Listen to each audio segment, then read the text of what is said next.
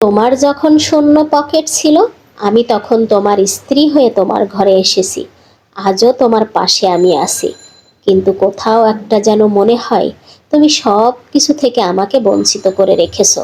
প্রত্যেকটা স্বামী তার স্ত্রীর সাথে পরামর্শ করে যে কোনো কাজ করে, যে সব কিছু নিয়ে দেখা যায় আলোচনা করে, কিন্তু তুমি কখনো আমাকে করো নাই।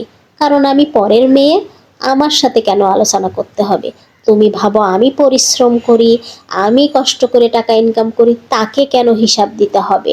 তার সাথে কেন পরামর্শ করতে হবে? একটা কথা কি জানো, আমি খাতা কলমেই শুধু তোমার স্ত্রী, কখনো তোমার মনের মতো স্ত্রী হতে পারিনি, তোমার অর্ধাঙ্গিনী হয়ে বাঁচতে পারিনি। যদি তোমার অর্ধাঙ্গিনী হতাম, মনের মতো স্ত্রী হতাম, অবশ্যই তুমি সব কাজে আমাকে রাখতে, পরামর্শ করতে, স্ত্রীর সাথে আলোচনা করতে। অনেক স্বামীরা আছে স্ত্রীকে প্রায়োরিটি দেয়, তার কথার মূল্য দেয় বা শুনে আলোচনা করে, কিন্তু তুমি করনি। আমাকে কেন জানি সব কিছু থেকে আলাদা করে রেখেছো। তবে একটা কথা জানো, সব কিছু ছেড়ে আমি তোমার মুখ পান চেয়ে তোমার শূন্য পকেটে এসে তোমার ঘরে এসেছিলাম, কিন্তু সেই মূল্যটা তুমি আমাকে দাওনি, সেই সম্মানটুকু তুমি আমাকে দাওনি। হয়তো বেঁচে আছি, মরে বেঁচে থাকার মতো, এই বেঁচে থাকা কখনো বেঁচে থাকা বলে না। তারপরও আমি বেঁচে আছি, তোমার সংসার আঁকড়ে আছি, তোমার সন্তান পালন করতেছি, সব কিছু আমি সামলে নিচ্ছি। কিন্তু কখনো ভেবে দেখেছো, আজ যে মেয়েটা কত একটা খুশি ছিল, ভালো ছিল, তাকে নিয়ে এসে আজ আমি কোথায় রেখেছি? কখনো চিন্তা করো না। একটা কথা মনে রাখবে, স্ত্রী হিসেবে আমার একটা অধিকার আছে, এই সংসারের প্রতি আমার একটা ভালো লাগা, ভালোবাসা, অধিকার আছে। সব কিছু থেকে যখন তুমি আমাকে বঞ্চিত করবে, তোমাকে আল্লাহর কাঠগড়ায় দাঁড়াতেই হবে, তোমাকে হিসাব দিতে হবে।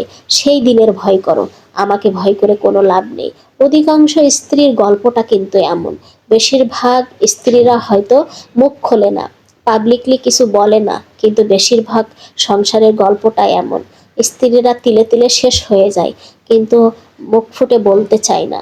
কিন্তু আমার মনে হয় এইসব পুরুষের মুখ খুলে দেওয়া উচিত, মুখোশটা খুলে দেওয়া উচিত। মানুষ জানুক তারা যে একটা মুখোশ পরে থাকে, সেটা আলগা করে দেওয়া উচিত। কিন্তু আমরা কয়জনে মুখ খুলি? আমরা মুখ খুলতে পারি না, সমাজ, পরিবার, পরিজন সব কিছু মেনটেন করি, কিন্তু সেই পুরুষগুলো ঠিকই কিন্তু আপনার জ্বালা, যন্ত্রণা, কষ্ট সব কিছু দেয়।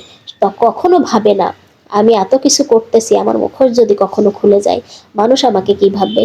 তারা ভালো করেই জানে হয়তো বা মহিলারা কখনো মুখ খুলবে না, তাই বলতে, তাই তারা ভয় করে না, তারা দ্বিধা করে না, কিন্তু এটা ঠিক না।